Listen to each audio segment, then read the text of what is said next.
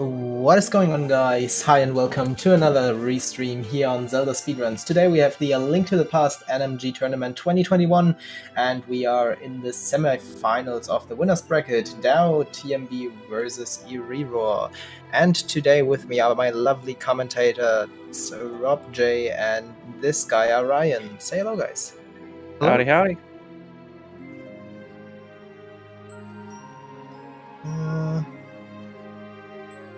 Is this the right scene? I hope it is. I never know to which scene we are restreaming, but I think it's the correct one. Okay then, let's just start the race, and then I hope you will have a great time commentating on it, and I hope we will have a great race. Sure we will. All right, thanks very much. Okay, well, while we wait for it to get going, hope everybody here is doing well. Hope everybody is having a good morning. If it's morning for you, afternoon, if it's afternoon, whatever. Happy time zone, everybody. Happy whatever day of the week. What day of the week is it? Rob, do you know what day of the week it is? Time has no meaning anymore. It's Tuesday. Is it Tuesday? Okay, all day long. Well, welcome to Eri versus Dao, and here we go. They are off. So, this is a big race, whatever. Heavyweight battle. Eri, the number 1 seed, Dao, the number 4 seed. Not quite the first ever race. It is Taco Night. It's white people Taco Night, serious. Not quite the first ever race between two 123 runners. That's coming up tomorrow with Blaine and Doomtap. However, this race does have, as was pointed out to me, have a lower cumulative PB than the Doomtap Blaine race. Dao's PB 124.01 and Eri 123.15. So two really good gamers going at it today. This should be a really good one. Naturally, this means that they're both going to get like 13 blue balls, but whatever. It'll still be good. We are down to the final 13 racers in the tournament, so the field really narrowing down. We're going to start seeing a lot of these really great races coming up. I am hyped for it. Oh, boy. Yeah, absolutely. We've got some good ones coming up. We're in the winners bracket semi-finals here, so serious business. Very serious business. Serious, what do you think about this business? Is it serious enough for you, serious? I tickle myself. Anyway, so both racers, obviously, we know this very well at this point. I'm going to guess most people here have either run the game themselves or watched enough of this game at this point to know more or less what's going on. Making our way downtown, walking fast, through the escape segment, which is sort of the tutorial section of the game, if there is one that can be called that. Link just making his way through the castle, trying to rescue Princess Zelda, which isn't going to work out for him ultimately, but he's going to try his best anyway. And this is, not quite 6 minutes of really boring stuff for high-level runners. This is the stuff you have to do in order to get to the fun stuff, which usually starts at about the Hera dungeon for most runners, I think. But nonetheless, still plenty of things that can and sometimes do go wrong, including coming up here in just a second, the ball and chain enemy, which is the first sort of, mini boss, for lack of a better term. Both runners coming up on him now. I assume both Dao and Eri going to go with the 8/ method. Yep. But it looks like, neither runner having a lot of trouble. Dao did take a ball and chain to the face there, but still plenty of health, so no need to worry yet. So, yeah, and ball and chain's basically Zelda out of her cage. Sorry, Rob, you go ahead. Sorry, I was just going to say, ball and chain's basically the scariest part of Escape. Like, both players are through that now, and it should be easy to make it out alive at this point. Yeah. Oh yeah, definitely the most deadly part of the segment. Depending on how the key rat treats you, may or may not be the most frustrating part of the segment. If the key rat decides to move to the Pacific Northwest, then that can sometimes be really aggravating. But yeah, for the most part, this segment is kind of mechanical. You just sort of go through the motions, and both of these runners, I imagine, will end up with a time in the low 550s or potentially even high 540s. I don't imagine we're going to be seeing any 6.0x numbers today. You would hope not. At this caliber, that would be a disappointing time for either one of these runners. But it's also a short enough segment that even if disaster does strike and it ends up being a 6.0 something for one of these guys, that certainly does not mean anything for the result of the race. There's still a lot of game left to be played.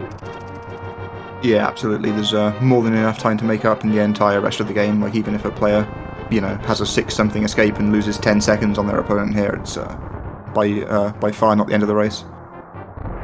Yep. Both runners now into the sewers, making their way to the sanctuary. Happy to report that neither runner forgot the lantern. That's always a bummer. That happens sometimes. Even to good runners, it happens every now and then, where you just forget to grab the lantern out of Zelda's cell, and then you get to the throne, and all of a sudden the throne doesn't move. Yeah, that's not great. Both players are doing a reasonable job making their way through the back of escape here. Just a couple of rooms they've gone through where you had to read the enemy RNG, nothing too serious. Here's the key rat. Oh, and naturally I cursed Eri. Eri had a key rat that went all the way to that top left corner there. Sorry about that, Eri.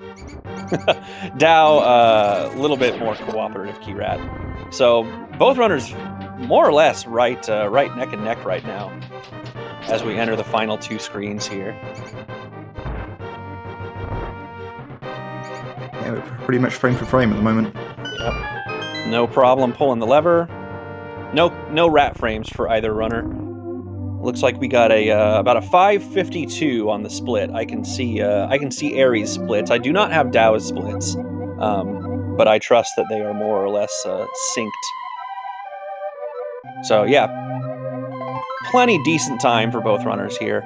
We will see if either runner decides to opt for the safety heart. Both of them do. So yeah, both going with the sank heart, which is not a mandatory thing, but is helpful if you are ever worried about being a little bit low on health. It serves two purposes. A, obviously, now you have an extra heart that you wouldn't ordinarily have. B, if you're a little bit low on health at the end of escape, that heart will replenish your health.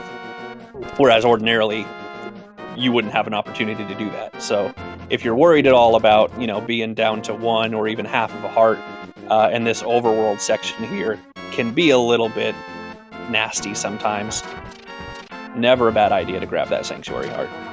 Yeah, and we have to take a heart and a half of deliberate damage in Eastern Palace anyway, so if you're really low, you need to grab some backup hearts, even if you're not grabbing sank heart. So far, so good with the overworld for both runners. Eri having to slash that Octorok because it moved out of the way of his boomerang.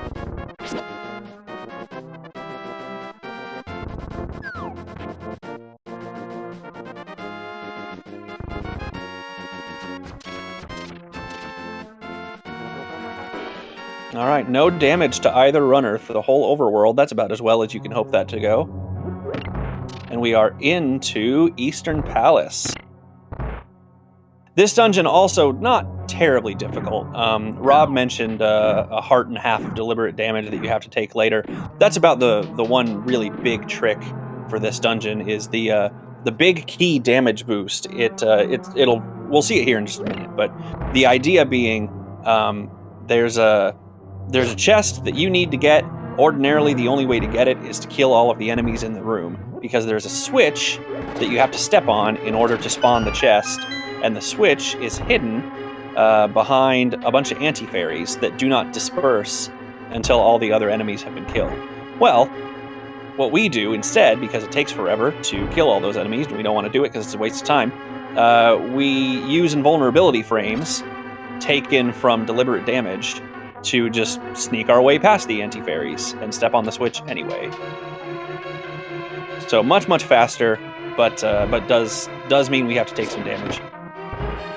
For these runners, I do not anticipate the damage boost being any sort of a problem, but is something to keep an eye on, because it's, like I say, about the one big trick there is in this dungeon that really does require some skill.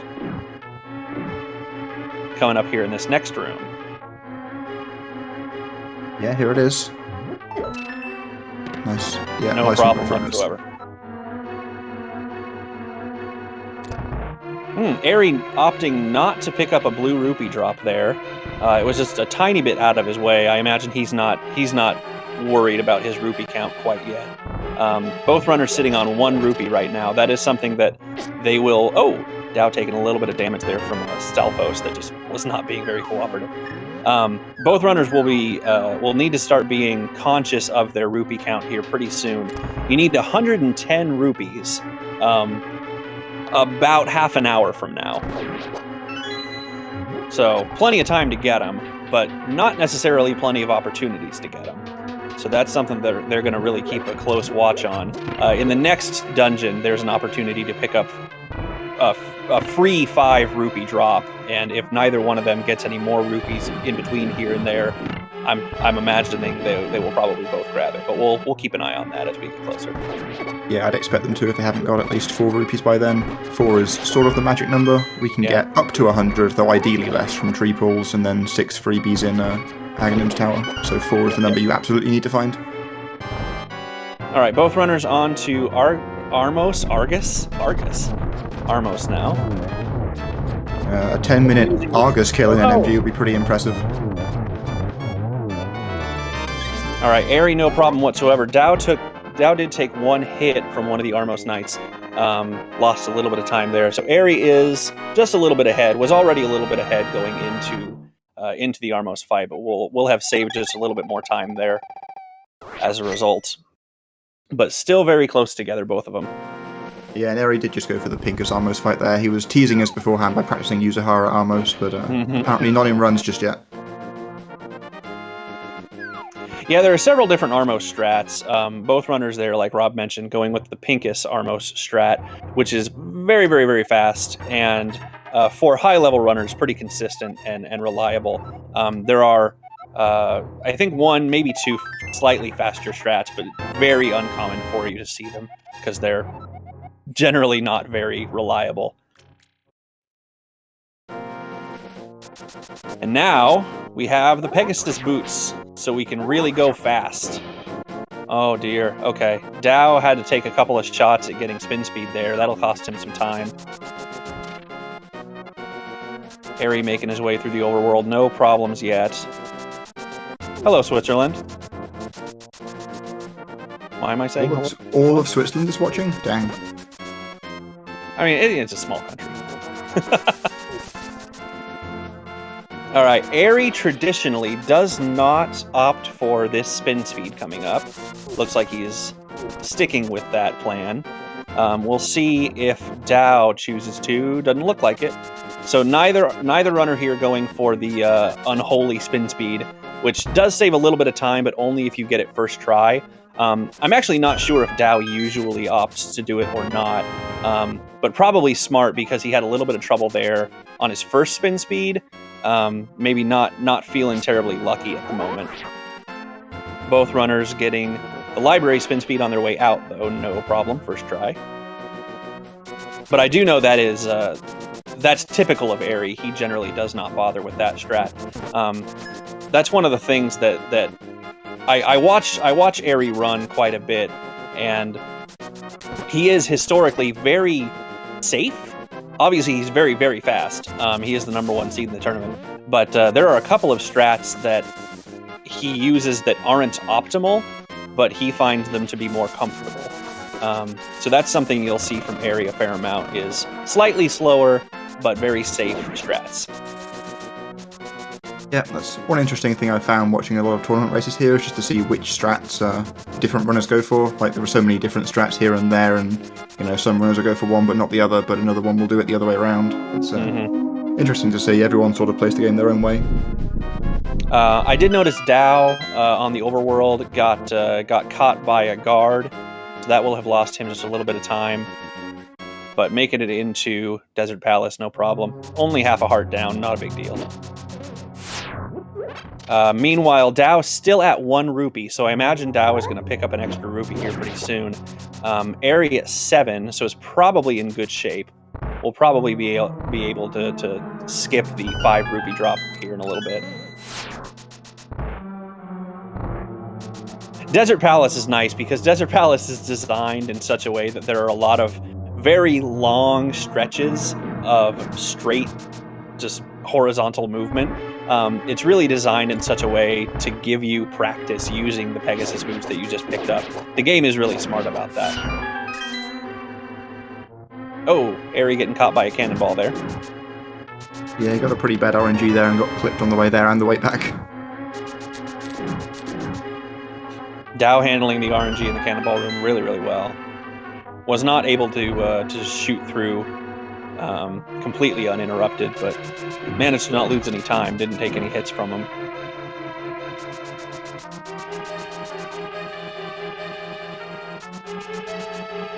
Yeah, Doom there with some good insight in chat, saying that there is a lot of room for preference when it comes to strats, because as long as you can do it well, it's a lot faster than something that is in theory faster but can't be done well. It looks like Dao and Eri both did opt to pick up the blue rupee drop underneath one of the pots. So both in pretty good shape now, rupee count-wise. 11 and 12, respectively. Yeah, we saw the Desert 2 spin speed from Eri, but not from Dao there. Yeah, Eri, right as I get finished saying that Eri usually opts for really safe strats, Eri's one of the few runners I see go for the Desert spin speed without a menu buffer. Most runners who opt for Desert spin speed, which is most top runners, because it does save a significant amount of time at that level, will opt to menu to the lamp as they are setting up that spin speed. Eri does not. He does it bufferless, which, in my opinion, is insane. But to each their own, I suppose. I've never seen him fail it, so he must feel good about it. All right, on to Landmo we go. Landmo can be a pretty good equalizer, depending on the RNG and just how good your archery skills are today. Eri in pretty good shape. I think he's got 2 worms down already. Oh, but missed the 3 cycle. All right, short 4 cycle for Eri. It looks like a 3 cycle for Dao, so Dao making up some time. Yeah, I think Eri just whiffed on that 3 cycle. That should have been an easy cleanup for him, but I think he shot his first arrow a little bit early at the beginning of the 3 cycle, and then just didn't have a very good worm. So had to clean it up in 4. And as Vortex is pointing out in chat, neither runner opting to menu to the boomerang, which is a really, really recent discovery. People have found that you can menu to the boomerang while the crystal is falling from the ceiling, or for wherever the crystal falls from, and it does not lose you any time. And having the boomerang as your selected item is helpful just for dealing with RNG on this overworld section. So people have been doing that sort of as a safety thing, but neither runner opting to bother with it here.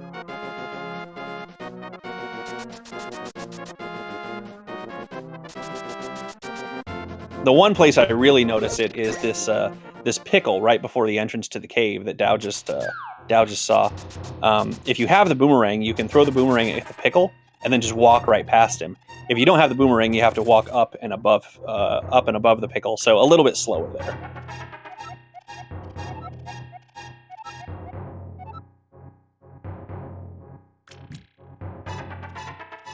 Right, both runners have got their old man in hand now. We need to take him back to his house and then avoid getting destroyed on Death Mountain on our way to Hera.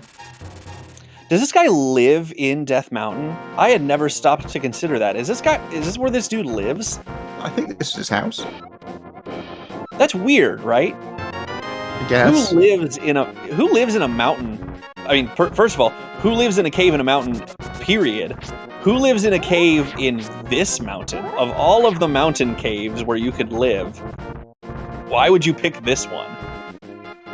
I can't imagine this real estate has any value whatsoever. Anyway, both runners making it up Death Mountain without too much trouble. Dao, once again, I noticed, had just a little bit of trouble getting spin speed armed. Had to take 2 shots at it, but did not have too much trouble with the cabbages or the dead rocks. So nothing too treacherous for either runner. Both of them entering Hera with just 1 heart down, which is about as good as you can hope for, really, when you have to climb Death Mountain. Yeah, that's pretty typical. Now, I mentioned earlier, Hera is kind of where the fun starts. Hera is, in my opinion, the most difficult of the Light World dungeons. There's a lot that can and often does go wrong, so we will see how this goes. Both runners now in the tile room. We're seeing different strats here. Eri opted for the boom strats. He menued to the boomerang earlier and used it to hit a couple of switches, but then used it in the tile room just cuz. But what this is going to do for him, it's an extra menu, but it means he's not going to have to hit a switch in the next room, and ultimately will save him a little bit of time. Dao opting not to menu to the boomerang, which means he saves time from not doing a menu, but is going to lose a tiny bit of time because he has to hit this switch in the next room. So ultimately, it's mostly a wash. Oh no! Oh no! Dao having some mini Moldorm troubles there. That's a pain. Yeah, that's the other thing about not doing the boomerang strats there, is you have to deal with those mini Moldorms a bit more. Got to walk up to the switch, gives them more chances to hit you. Mm-hmm.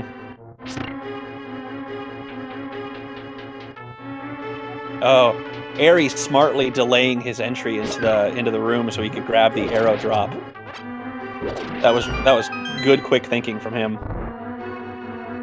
And as expected, Eri skipping the safety switch, which would allow him to pick up hearts right before the entering into the Moldorm fight. And Dao also skipping it. Eri going for early bomb jump here, which he always does. No problem whatsoever. Early bomb jump, when executed well, looks really easy. I was talking to Blaine just last night about it. It's not. It's not easy at all. There's I think theoretically a 3-pixel wide window that you can get it with, which isn't very many pixels at all. So not surprising to see Dao opt not to go with early bomb jump, instead going with a slightly slower but much safer and more consistent strat. But no problems for either runner on the bomb jump, which is one of the scarier moments in this dungeon. Good Moldorm fight for Eri. Dao coming up on the end of his. I think he's got 1 hit left. Oh, maybe 2. Oh. Okay. Good gameplay from Dao to avoid the center pit fall. That's about the worst thing that could happen during the Moldorm fall. Moldorm fight. If you fall off the platform here in the Moldorm fight, you fall down a floor and you have to start the fight over. All you have to do is hit Moldorm 6 times. Doesn't matter if you poke him, spin him, slash him, doesn't matter. You make contact with the end of Moldorm's tail 6 times, and that's how you win. But if you fall, you have to start the whole thing over. It's not cumulative. You have to do all 6 in one go. If you fall down the center hole there, you fall down 2 floors, so it takes even longer to climb up. Fortunately, neither runner encountering that today. Thank goodness. So both on their way now to the Master Sword. We're seeing Link pull on trees to drop money. That is... we know exactly what we're doing here. It's a rupee manipulation where we're going to get a very specific number of rupees to approach our 110 rupee count. Essentially, once you pull on the first tree, you have to make your way through the Lost Woods without taking any damage and with killing a specific number of enemies before you get to a second tree that you will pull on again, and it will drop red rupees. Now, if in the event that you take damage while you're making your way through the Lost Woods, you won't get your red rupees, there are backup strats for that. But most of the time, and again, at this level of gameplay, I do not expect to see that. But there are backup strats if they are needed. Yeah. Anyway, both runners now have collected the castle. Sword. Oh, sorry, Rob, you go. I was just saying, yeah, the backup strat is there's another tree we can pull near the castle. Ooh, Eri gets the bush mine there, but gets through it. I got that in the run the other day and then bonked and got knocked back into the mine. It was very upsetting.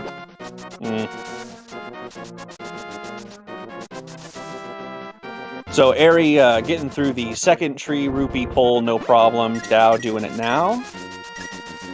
And now both runners are in great shape rupee-wise. You'll see neither one of them is at 110 yet.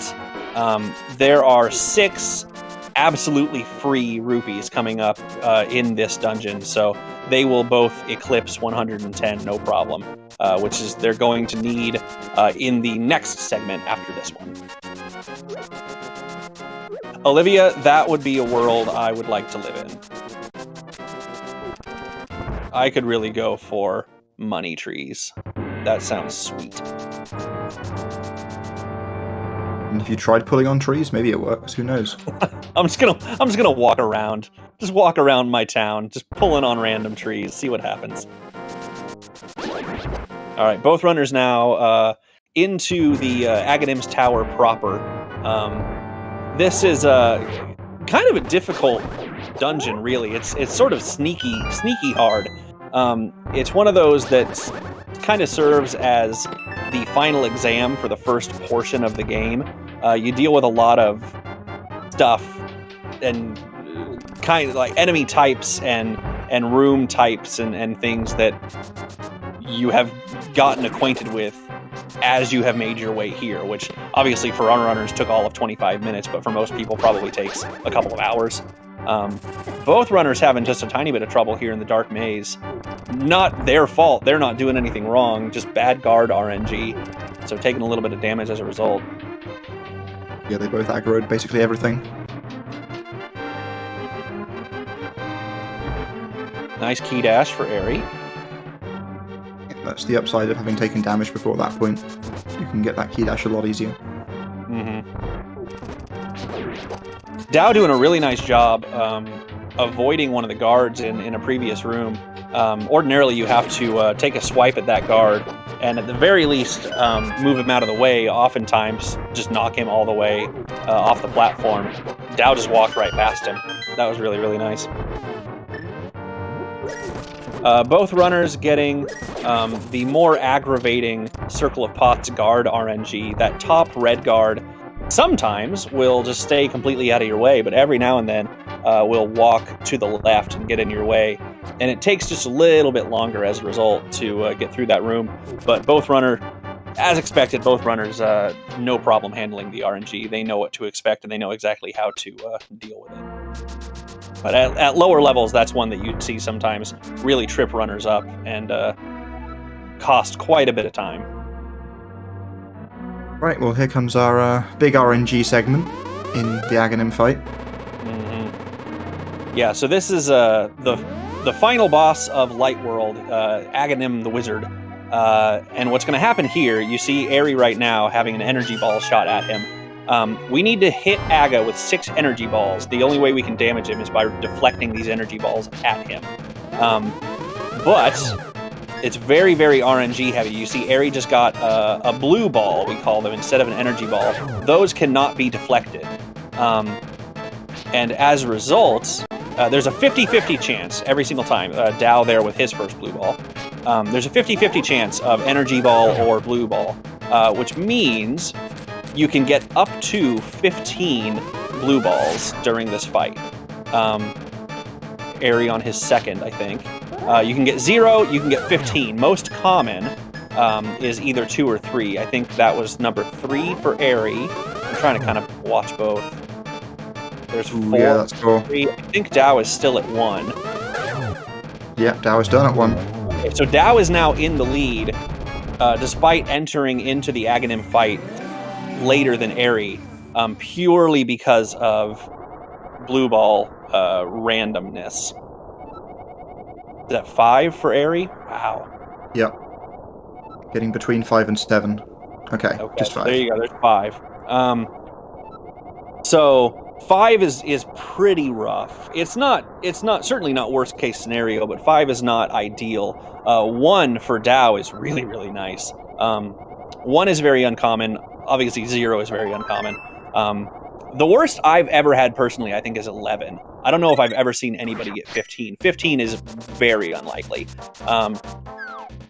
Now, the reason that the max number you can get is 15 is every time Agadem does one of his cycles, he'll shoot at you 4 times, and then he'll go to the top of the room and he'll shoot some lightning at you. After he shoots his lightning, the first shot is always guaranteed to be an energy ball. So absolute worst case scenario, you just have to wait for 6 of those, and then every other one can be a blue ball, which is why it maxes out at 15 and not just infinite.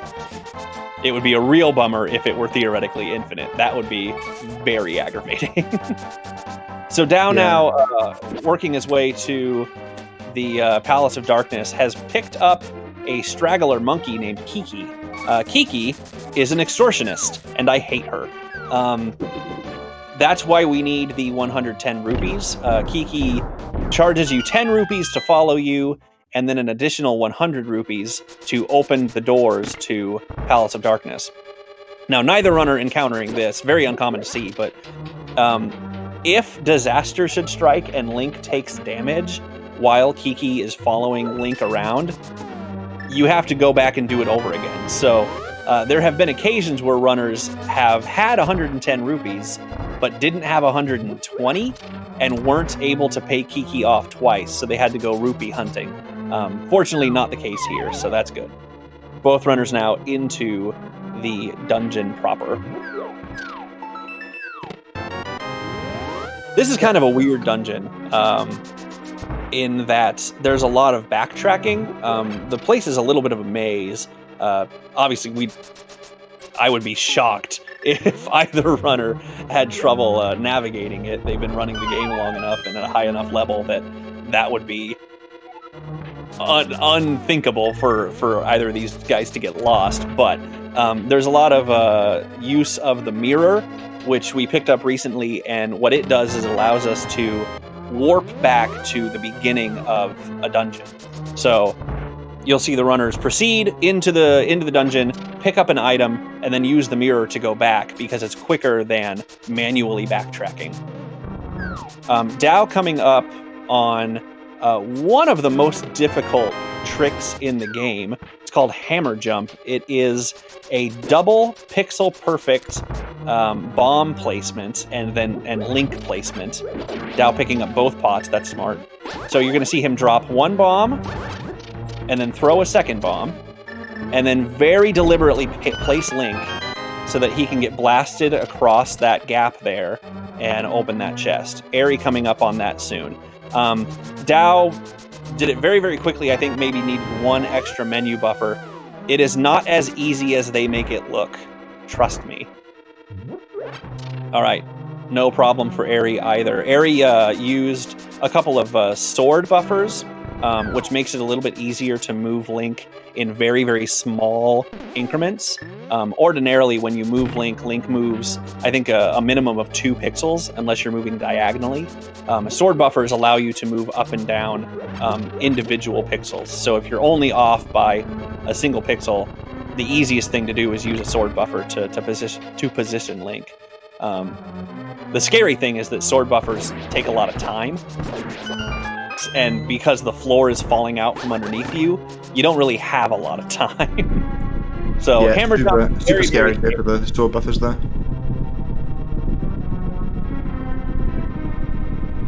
I noticed Eri had a little bit of trouble there with the sexy statue. Didn't push it quite far enough to the right, so had to reposition it. No huge deal, but probably not very happy with it. We also saw Dao get the 10 bomb drop. Oh, sorry, arrow drop from the mimics, which is really nice. Oh, nice.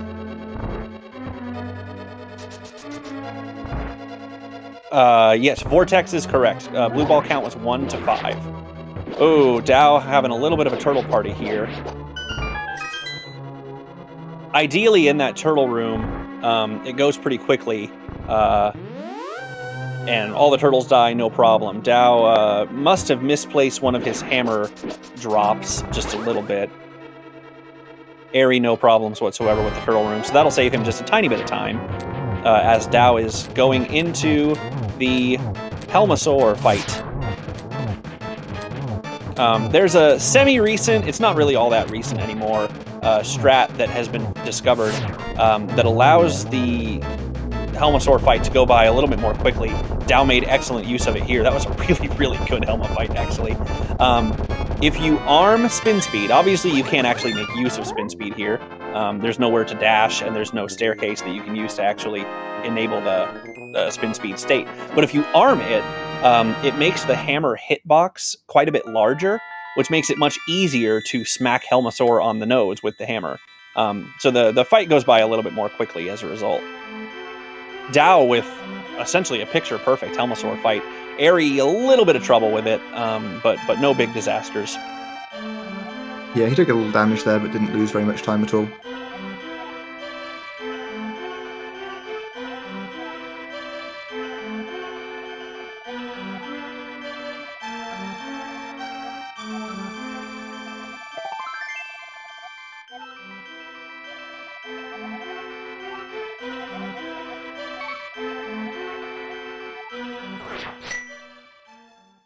Like a 35-29 sword up from Dao there. See what the gap is here.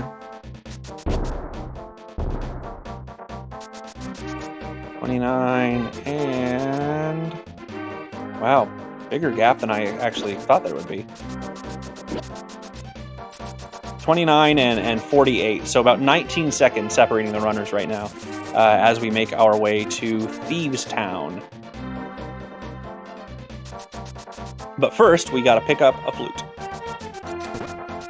Because Link, in his spare time, saving the world, is also a musician. He's the bard of the party.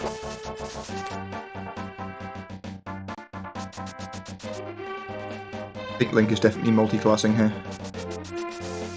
Oh no. Eri taking a little bit of damage while setting up his hammer dash there.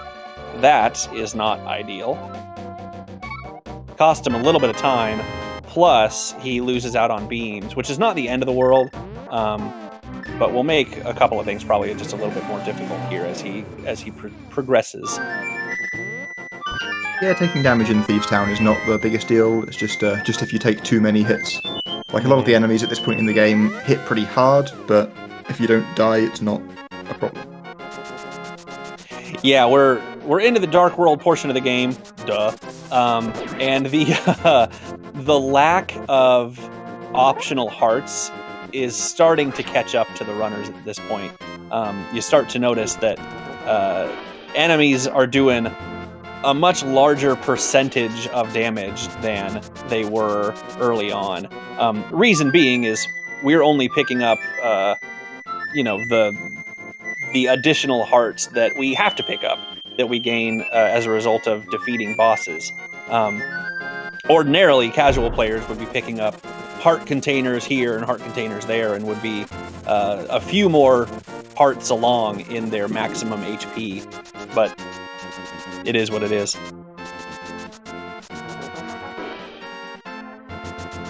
Alright, both runners now equipped with the flute,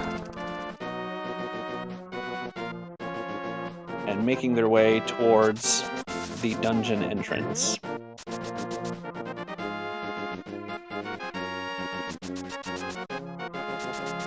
I'm trying to think. I can't do the math off the top of my head because I'm not smart enough. 5 to 1 blue balls. That would be... That's 2 extra warps, right? It's 2 extra warps plus... So it's four more balls plus 1 more lightning cycle, right? So 30 seconds roughly. 30 seconds? Okay.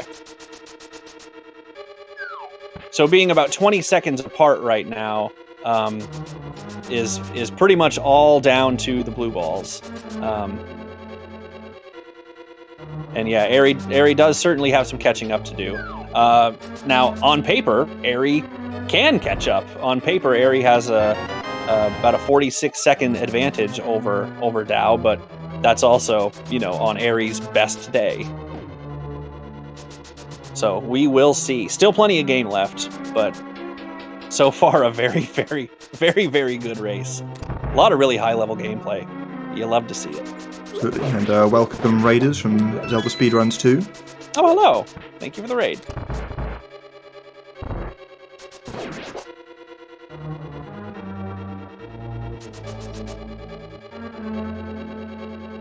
Right, Dao coming up on the hellway here. Ooh, he adjusted himself off the pixel.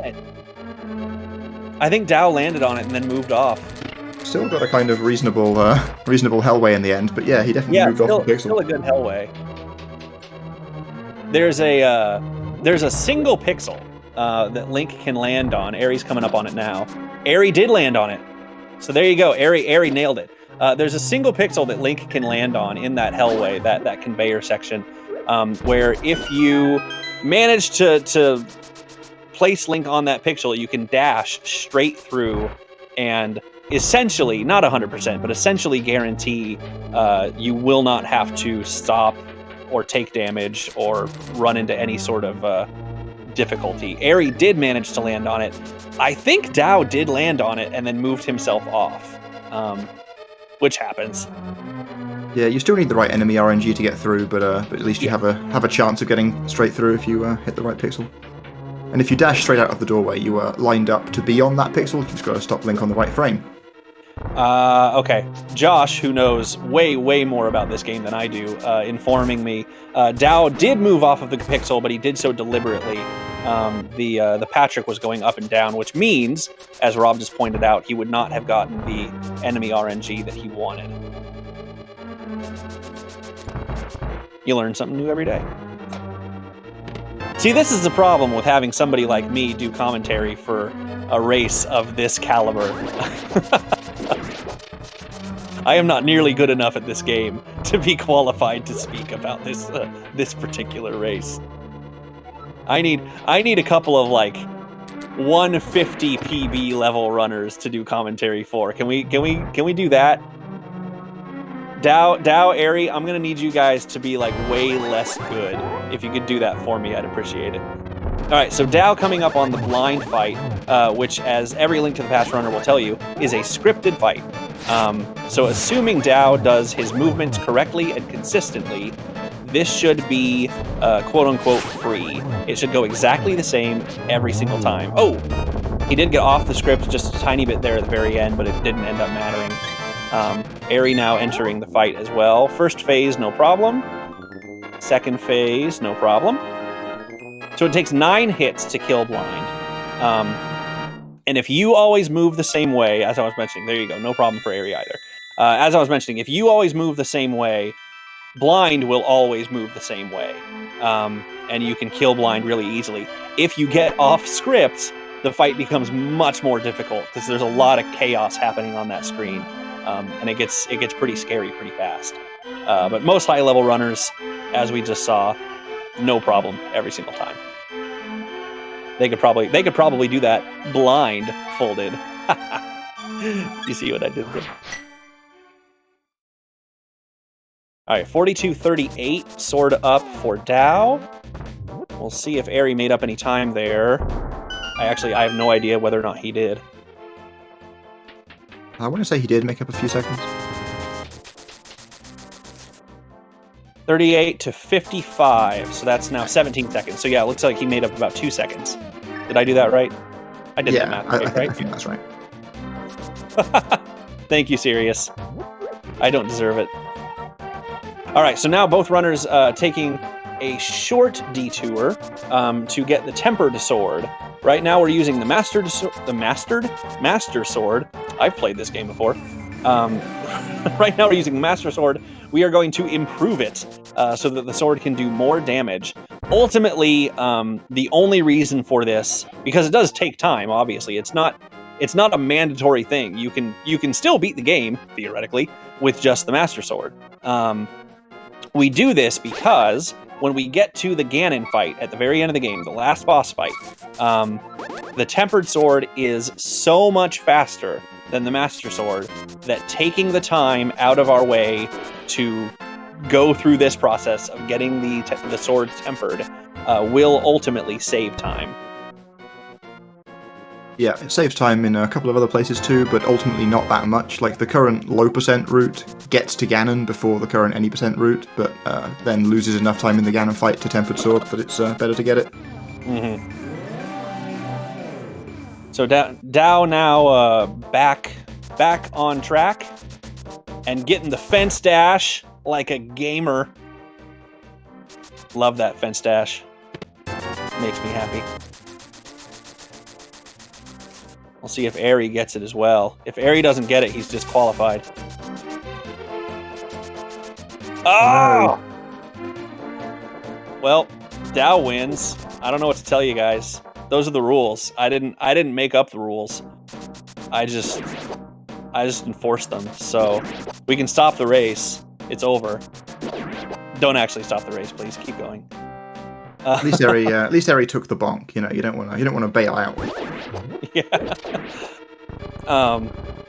Anyway, so Dao now and Eri both into the Skullwoods proper. This not too difficult a dungeon, really. There's plenty of weird stuff, but again, at this level, I don't expect to see anything super unexpected as they make their way through. The real pain in the neck comes at the very end of the dungeon with the boss fight, Mothula. Mothura? Is it with an L or an R? I actually don't know. How sad is that? Anyway, the moth fight, oftentimes very, very short and very, very easy. But it's one of those fights that if you don't play it really aggressively, can really easily drag out, and the longer the fight goes, the scarier it gets. So both runners are going to want to end it as quickly as possible, which we'll hope for both their sakes is in fact the case. There's a little bit of RNG involved, so sometimes even if you play it perfectly well, it still can get a little bit dicey. Dao getting pretty close is now into the final indoor section before the moth fight. Just a few rooms to go. Ooh, Eri just missing that key there and having to backtrack for it. Dao also got another arrow drop in the mummy statue room at the start of the dungeon. Oh, yeah, now has the outrageous count of 23. So yeah, Dao's great. Dao's in great shape arrow count wise. That's one of the other things. Rupees we don't really care about so much anymore, but arrows and bombs will always be something that runners keep a very close eye on. And yeah, Dao in fantastic shape arrow count wise. All right, so Dao now on to the moth fight. Nice and easy does it every time. So no problems there. Probably not as fast as he would have liked, but I'm sure he will not complain about it. Yeah, there are 2 spikes missing, so you can usually judge how well it went based on that. If you have an absolutely perfect fight, you can see 0 spikes move, and we get that on Eri's side. So Eri also with a nice, fast moth fight. I think maybe a tiny bit faster than Dao's, but at that point, that's picking some nits. Really, really nice fight for both of them. I'm going to guess, based purely on the fence dash, that Dao probably increased his lead a little bit over Eri here. Because otherwise, that was a very, very clean dungeon for both runners. So we will see what our sword up times are here. All right, Dao 48 flat, which is a pretty darn good time, actually.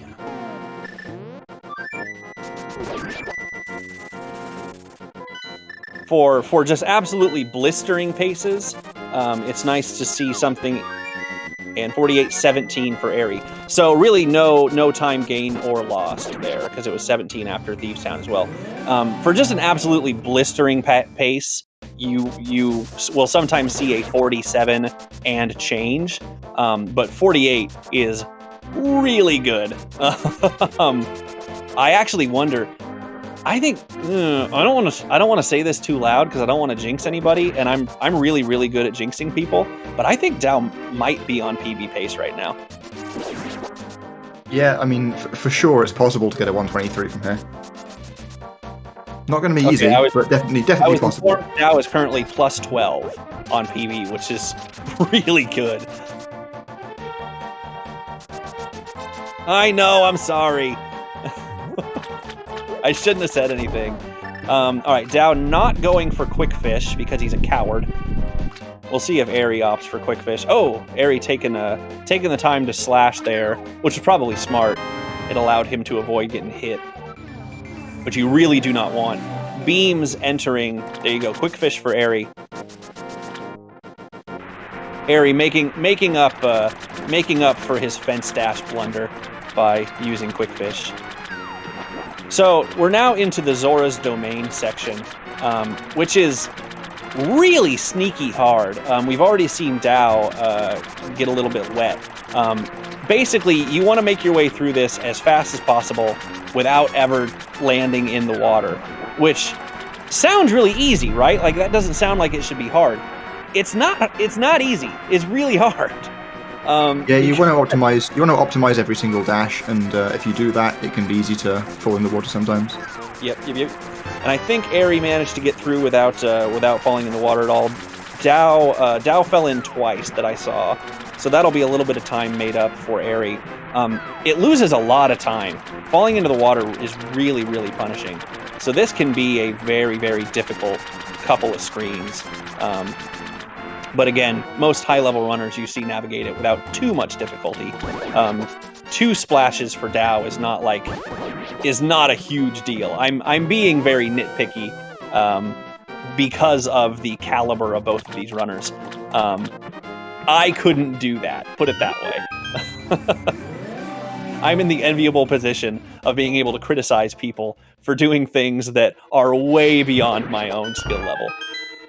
So coming up here, Dao, you see why beams are important. Dao able to pick up that key without needing to make physical contact with those jellyfish who would have otherwise electrocuted him. So always nice to have beams going into this room. Oh no! Eri almost left the key behind.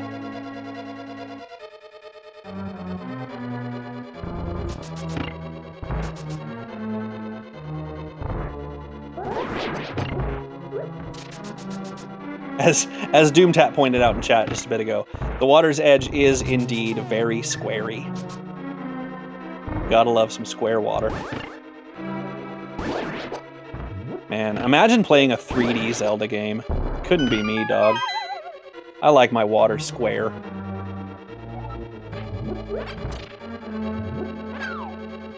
Alright, coming up on the Hellway for Dao. Both runners using the double bomb strat to set up for this room, which just basically means they don't have to take the time to hit a switch. And now Dao onto Ice Palace Bomb Jump. Oh, did he fail it? Yeah, I think the pixel he was on was fine, but he was trying to move off it. Yeah, that's what I thought. I'm pretty sure he was on the pixel. I'm not sure. I'm not sure why he would have moved off of it. Maybe he didn't think he was safe. Like, there are 2 pixels that work there, so maybe he's just learned one as the cue, but... Yeah. So Ice Palace Bomb Jump, not unlike Hammer Jump, is a very small window for success. I think there are 3 pixels you can stand on in order to get the... Excuse me. And now we're basically synced. That Ice Palace Bomb Jump fail has more or less tied the run. Wow. Damn, this is a good race. Anyway, yeah, Dao, I think, and I don't know, I'd have to go back and look. And again, he's much better at this than I am, so woe be unto me for or not woe be unto. Far be it from me to criticize anything that Dao's doing. But I do think he may have been on the correct pixel for it and then moved off of it, which caused him to fail the jump. Eri, no such hardship, managed to execute the Ice Palace bomb jump, no problem. And now we're on to the Cold Stare fight. This fight usually goes by pretty quickly. Every now and then gets a little bit away from you, as it is doing to Dao right now. Ideally, what you want to see is all three of these little eyeballs here get stuck up in the top right corner. And you want to keep them in that corner so that you can kill them quick, like Eri just did. So now Eri was going to be a few seconds ahead because of this fight. That fight went really well for Eri, not so well for Dao, because he let the eyeballs, well, he let them. He let the eyeballs get out of that corner and had to kind of chase him down. Fortunately, didn't die. Any fight that ends in a dead Cold Stare is a good fight in my mind, because if Cold Stare kills you, your run is basically over at that point. I mean, I don't imagine either one of these racers would forfeit at that point, but it makes it very, very difficult because your magic bar is at this point depleted. And it takes a full magic bar to even begin the fight. You will have noticed that Cold Stare was encased in a block of ice. It takes 8 fire rod shots, which is the entirety of your magic bar, to break that ice open. And dying does not refill your magic bar. So you would have to get through the entirety of the dungeon again, and somewhere along the way, refill your magic bar, which is not a given. You also need some magic in the first room of the dungeon too, so you can't just walk straight back in. Right. So what you'll see a lot of runners do, if that happens, and again, I don't know why I'm even bothering to explain it, because it didn't happen, thank goodness. What you'll see a lot of runners do is opt to just not do Ice Palace, and instead they will just continue on and do Swamp Palace, like we're doing right now, and then backtrack and do Ice Palace again after they finish Swamp. Reason being, the successful completion of a dungeon refills your magic bar. So you would be able to finish Swamp, get your magic bar refilled, and then go back and do Ice Palace again. Yeah, and crucially, Swamp has 0 required magic use. You might see the players do a fire rod quick kill on the boss if you have magic, but you don't need it. Yes. Anyway, neither of these runners will have to do that, fortunately. So instead, we are on to Swamp Palace with no backtracking. Nice beams from Dao there to clean up the... What are these called? Someone tell me. I can never remember what these things are called. Tektites. There you go. Thank you. To clean up the Tektite that he missed. I can't say that word. Whatever. Doesn't matter. Swamp Palace is kind of easy. Like, I hate saying that, but it kind of is. And that's not a coincidence. Swamp Palace is casually designed to be what I think the second dungeon that you do in Dark World. So there's that. There's not a lot of danger of dying while you're in here. Now, what there is a lot of danger of, and I stole this from Fricker one time. I was doing commentary with him for a completely different tournament. And Fricker put it this way: there's a lot of nickel and diming that happens. And I thought that was a really, really accurate way of stating that. There's a lot of enemies that are very RNG heavy that will just inevitably get in your way. So the vast majority of the time, runners will lose several hearts as they just make their way through this dungeon, but you're not going to see them get too worried about it.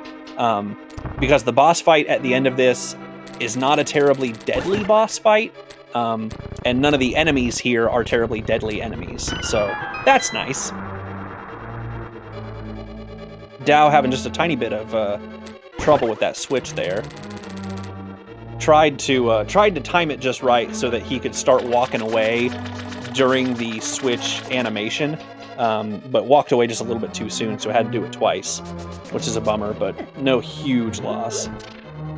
Chat's calling me out on my enemy naming now. Apparently the Tektites are the things on Death Mountain, and these are not that. Oh, well, whatever. Josh says he calls them water Tektites, and you know what? If it's good enough for Josh, it's good enough for me, and it should be good enough for you. So Nah. Chat. That's what I have to say to you. Nah. Oh yeah, Phelps's. I've heard that before. I've always thought that was kind of clever.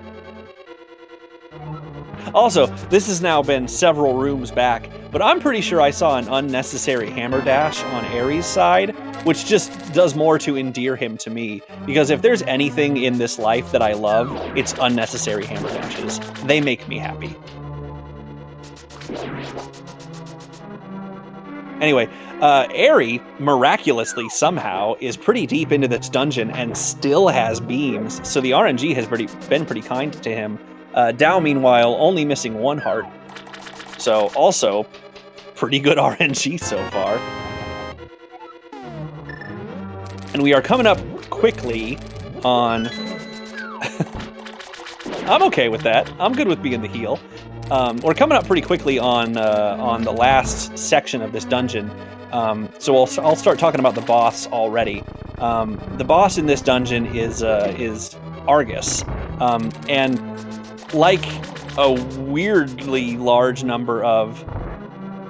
Oh, okay. Dao skipped the arrows, and I was confused, and then I remembered that he already has 23.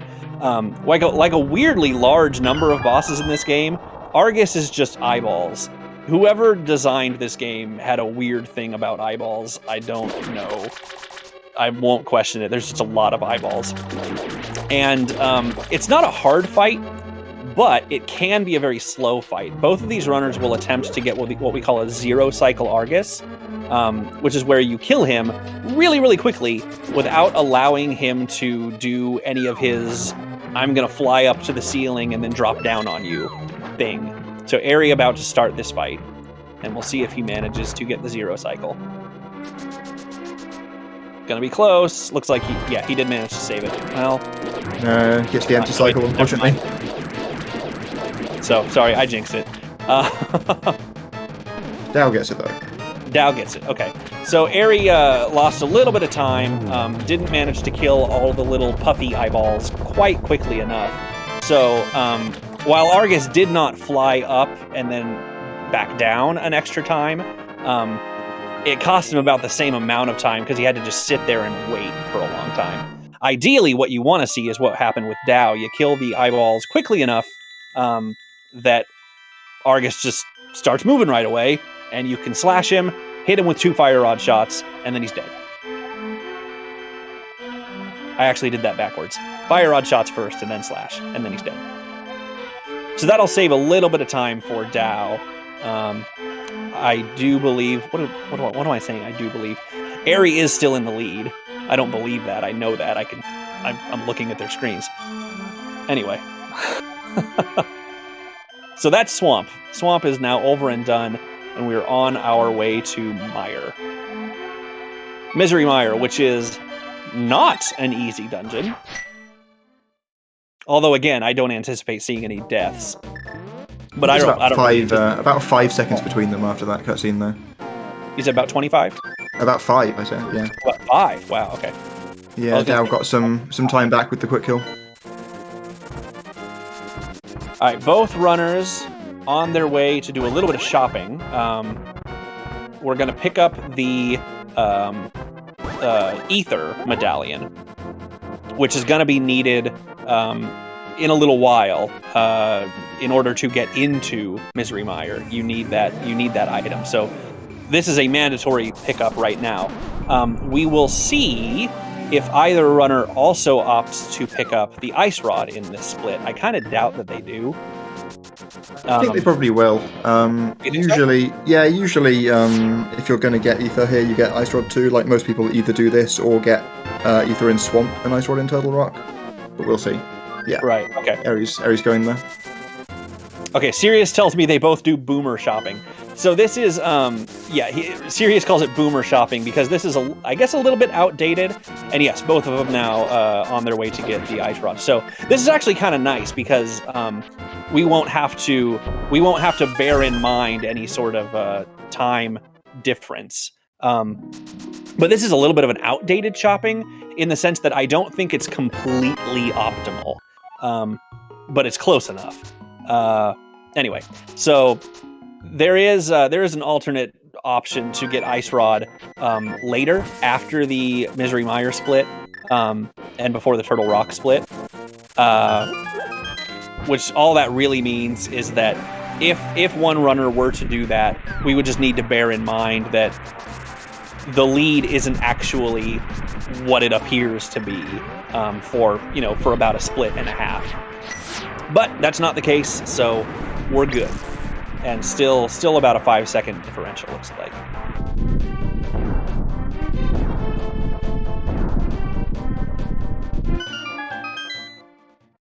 Josh telling me nobody does Mire Ether, Turtle Rock, Ice Rod. So my question then, Josh tells me that is in theory the best way to do it.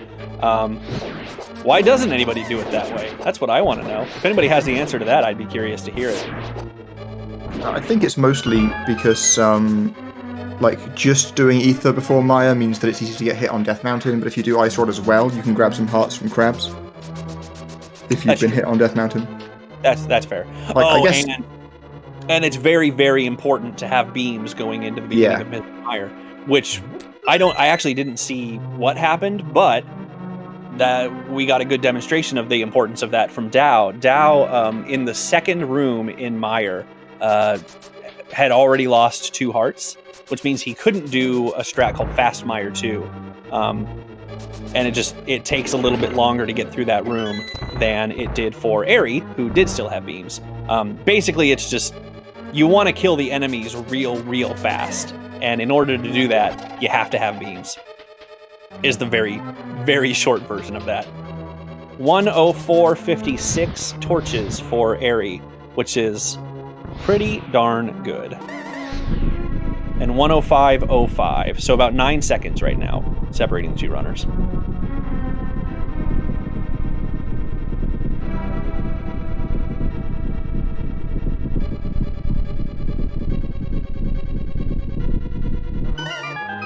Looks like Dao took another hit somewhere as well, so is 3 hearts down, which can be quite important in this dungeon.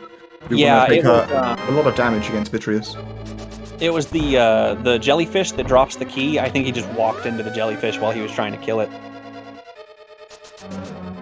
And yes, I call them jellyfishes. I don't actually know what they're called. I call everything a jellyfish. Eri going for Spark Gamble. I want to say the jellyfishes are Baris, but I've been wrong before. Dao not bothering to try for Spark Gamble here. Which is a very safe strat, particularly since he's already missing 3 hearts. Wants to minimize any further health loss.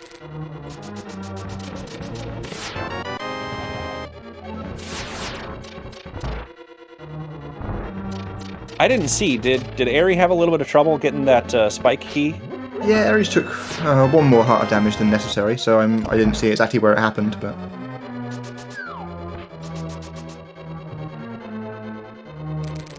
Alright, so now we're coming up on one of the cooler tricks, in my opinion, in the game. We're going to have Spooky, which theoretically we've already seen Spooky. There is a Spooky glitch in Ice Palace, but it's lame. What we're going to do is we're going to mess with the altitude value in the game, which allows us to do things like, you just saw Eri shot a spike with a fire rod, and the game thought that he hit a switch with the fire rod. Dao doing the same just now. It messes with the game's mind, and it believes that you're hitting switches instead of not switches, and opens up pathways for you. Saves quite a bit of time, and there are 3 opportunities to do it in the late portion of this dungeon. Both runners, no problem whatsoever, getting all 3 spookies, which you would sort of expect to be the case here. Eri, nice and clean, 0 cycle Vitreous. Dao with the same. Cool. Easy fight. Yep, I always get nervous watching Vitreous fights after having seen what's happened previously in this tournament. Oh yeah, Vitty fights are scary. 99% of the time, the Vitreous fight, no problem. And you know what? I will include even if you don't get the 0 cycle. I'll include that as no problem. If you have to just sit there and wait for Vitreous to shoot some lightning at you before you start shooting him with arrows, fine. That's cool. It takes a few seconds. But every now and then, because Vitreous, there's mandatory damage that you have to take, you have to stand in that poisonous whatever it is, and just sit there dealing damage to Link while you whittle away at Vitreous. Every now and then, you lose track of how much health you have, and you die. And that is kind of catastrophic. A Vitreous death is not a great death, because it takes quite a while to get back through to the boss fight there. Anyway, we're climbing Death Mountain now for the last time. Eri smartly picking up a rock and moving it out of the way to avoid being dead rocked. Yeah, Eri did get cabbaged once though, so already down a heart. Quite hard to reach Turtle Rock with full health, similar to Hera. Yeah, very difficult. Looks like Dao. Well, I shouldn't say anything yet. There's still a fair amount of overworld to go. Dao has not lost beams yet. How about that? Having beams at the beginning of Turtle Rock, not usually a huge deal, because both runners will sort of be banking on a fairy drop early on in this dungeon that they deliberately set up a long time ago during Agadem's tower while we were still in the light world. There was a manipulation that they performed in that castle that should ensure that they get a fairy here towards the beginning of the Turtle Rock dungeon.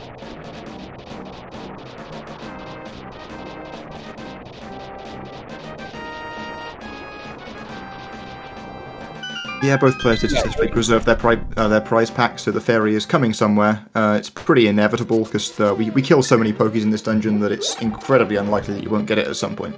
Mm-hmm. So Eri going into this into the dungeon down 3 hearts. Dao still with beams, which he makes very clever use of to kill. Again, I'm going to call it a jellyfish. I don't even care. You guys can tell me I'm wrong, but whatever. I'm going to keep calling them jellyfishes. Using the beams to kill one of the jellyfishes that could have potentially gotten in his way. Awesome. No problem with the torches. And no problem with the rollers.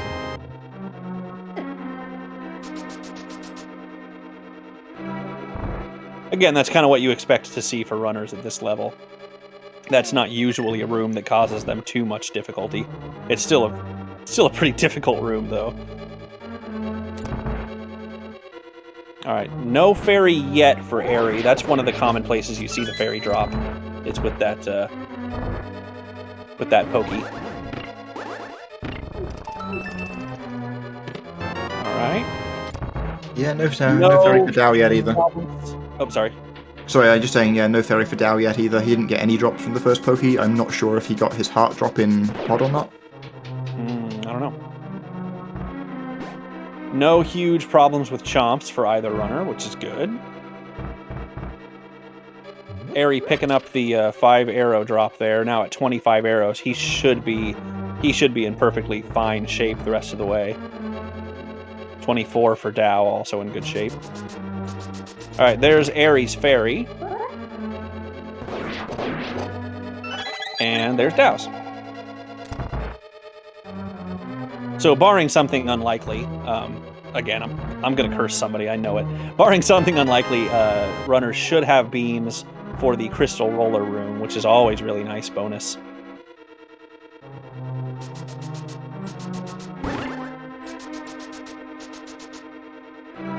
Jeez, this has been a good race.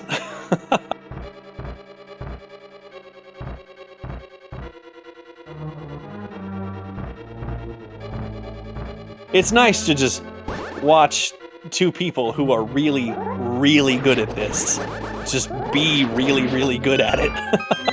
Yeah, it's certainly been impressive so far. Eri unfortunately got the 8 bomb drop from a Pokey there. You don't want to see that. Oh, you don't want to see that?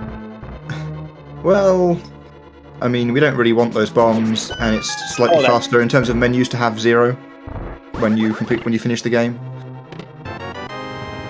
That's fair, that's fair. We only need like 2 more bombs ever. I was worried it had something to do with like manipulating the prize pack or something, which is not something I know nearly enough about.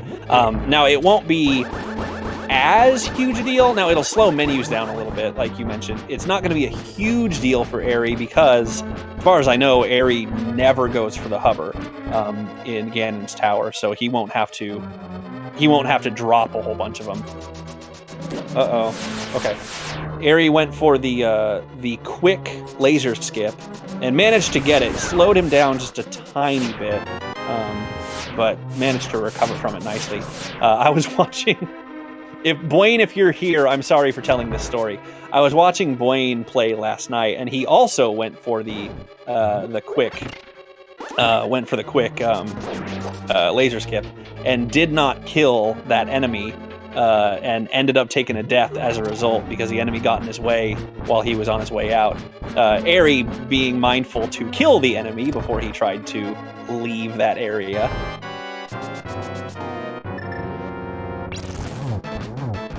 And we are on to Trinex, which, again, usually for high-level runners is more or less free. The one scary thing about Trinex is that he just deals a ton of damage. So you don't really want to let Trinex touch you. But both runners have plenty of health, so it shouldn't be a big deal. Eri did take 1 hit from Trinex there, but had enough health to just tank it. But did mean that he probably lost a few seconds on the Trinex fight itself. Just took him a little bit of extra time to kill Trinex, but will still have a decent lead. Yeah, like when I'm watching a top player go into the Trinex fight, if they have more than 4 hearts, it seems pretty impossible for them to die. You can occasionally screw up, like we saw from Eri there, and take one hit from the head, but...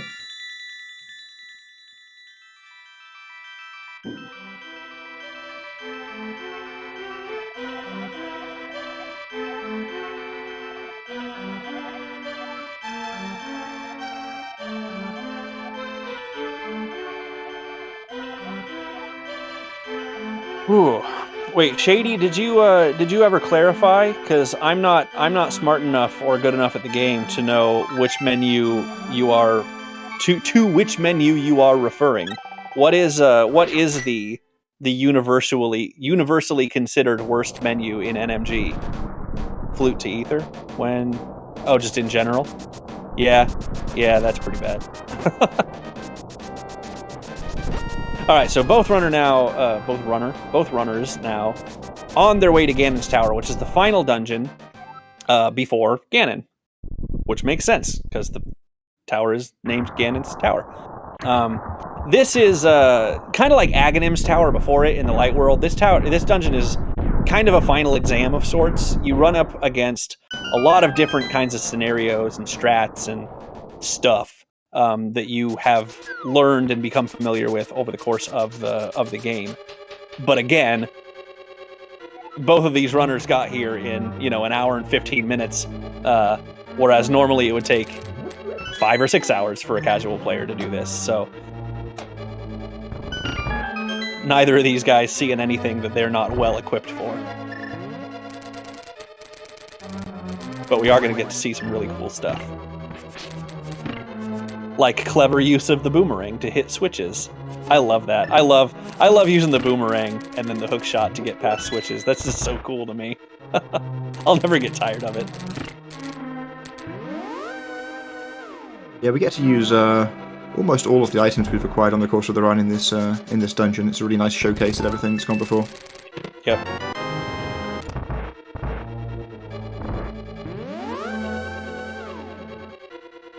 Making our way through warp tiles. No problems here. It looks like Eri is going to attempt to jettison all these bombs. Oh, yeah. So, reason being... oh, no! Dao attempted to bonk over a warp tile, but ended up stepping on the tile, which will cost him a little bit of time. I don't know how much exactly. 2 or 3 seconds, maybe? Which is not ideal, but also not the end of the world. So the reason, we've been talking about this, the reason that you do not want to have a whole bunch of bombs is because there's only one bomb left that you actually need. And having extra bombs means that there is stuff in your inventory, meaning that when you open up the menu to move to something in your inventory, there's one extra thing getting in the way of whatever item you're trying to reach, which means one extra press of your D-pad. Now, there are some runners who will attempt to bypass a fight coming up later. What's going to happen here, you'll see soon. We just fought Armos again. You have to fight all of the Light World bosses over again in this dungeon, including Moldorm. And some runners will attempt to bypass the Moldorm fight by doing what's called a hover, which is where you hover. You literally, you kind of float over a pit. And it's a very, very difficult trick to do. A lot of even high-level runners don't even ever bother trying. I don't think we're going to see it today.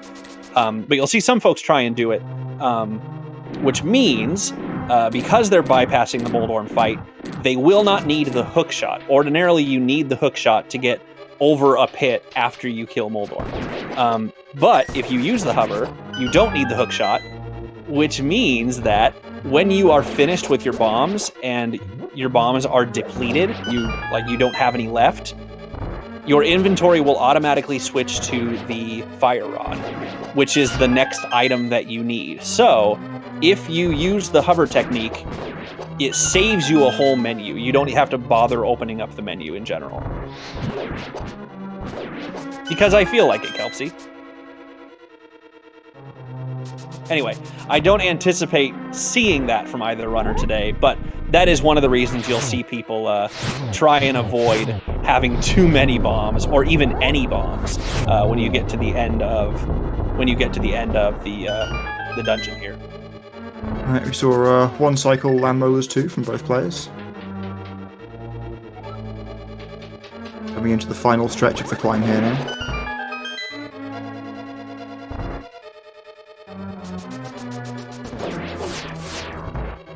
Got some lamp lighting to do for Eri.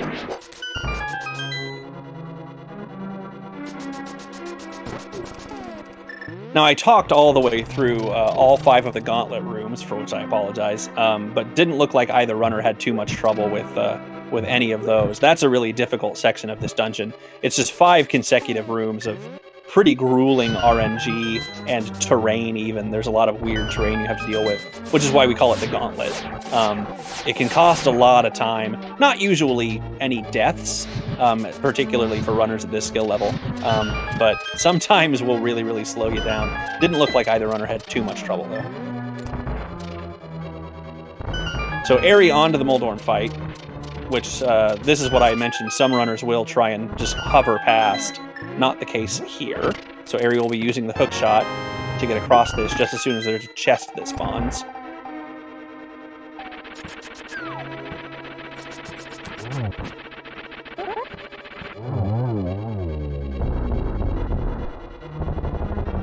And now Dao doing the same. And Eri now on to the Aga2 fight. Aga2 does have a little bit of RNG, not nearly as much as the first Agadem fight, though. This will likely end in 2 or 3 cycles, maybe 4 if it doesn't go well. But basically, it's the same idea. You need to hit Agadem with 6 energy balls. But because Agadem kind of duplicates himself, you have more opportunities to do it. Oh, no. Unfortunate. And Eri whiffed on a couple of them. Okay. So Eri did end up with I think that was just a 3 cycle, right? It was 4, I think. Was it 4? Okay.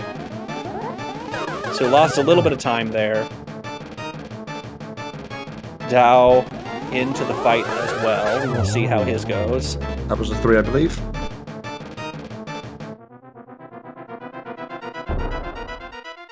Okay, so 3 cycle for Dao, 4 cycle for Eri. This may very well come down to... Oh, was it 4 for Dao as well? That was a 4 too. I need to pay better attention. So this may very well come down to number of warps. So the Ganon fight. This is the final fight of the game. Duh. And there are 4 phases with Ganon. The first 2, for both of these runners, should be more or less a formality. The third phase is made up of Ganon warping around the room, and you just have to hit him 4 times. So Eri is now in the third phase. But every time Ganon lands somewhere, there's a 50-50 chance of Ganon either staying there and letting you hit him with your sword, or him warping to another part of the map. If Ganon decides to warp, there's nothing you can do about it. You can't hit Ganon when he decides to warp. And theoretically, Ganon could warp an infinite number of times. Eri not having great luck, but it looks like... Yeah, okay. So Eri now finished with the third phase, had a few warps, but Dao also getting a few warps. So neither runner having great warp luck, but nothing disastrous. Now we're into the fourth phase, where Ganon just needs to be spun. What is it, 10 times? I should know. Oh no! Missed torch glitch from Dao. Oh no. So this is good. Yeah, this is going to be a problem for Dao. There's a glitch that allows you to only need to relight one of the 2 torches, and in order to hit Ganon during this fourth phase, both torches have to be lit. Needing to take the time to light both of them, and there's GG for Eri. Needing to take the time to light both of them really, really cripples this fight. And you also have to be a lot more conscious of your magic usage. You'll see that Dao is right now using the lamp instead of the fire rod, because the fire rod is so much more costly. But Dao should be finishing up soon. Just a few more spins left. Oh, that torch glitch is really killer. It'll cost him, I don't know, what do you think? Could this cost a minute? Yeah, that sounds about right. Like you're mostly doing like doubles as well rather than triples with the lamp. Yeah, it'll really just throw your rhythm off. It makes the fight a lot less comfortable. Not necessarily harder, just you're really having to think about your magic usage and your spins and your timing, and throws off a lot of stuff. And there is GG for Dao. It looks like the runners are going to finish about a minute apart in the end here. Yeah. That was a great race. Yeah, very good.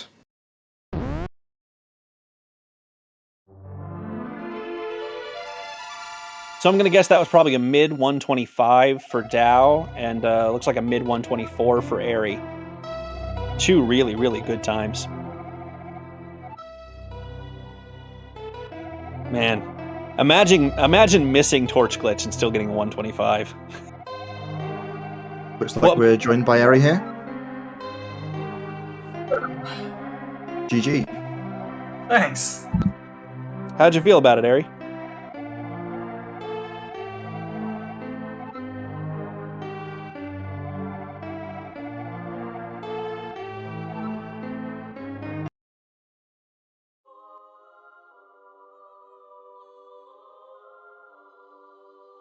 Do we still have you? Eri, you still with us?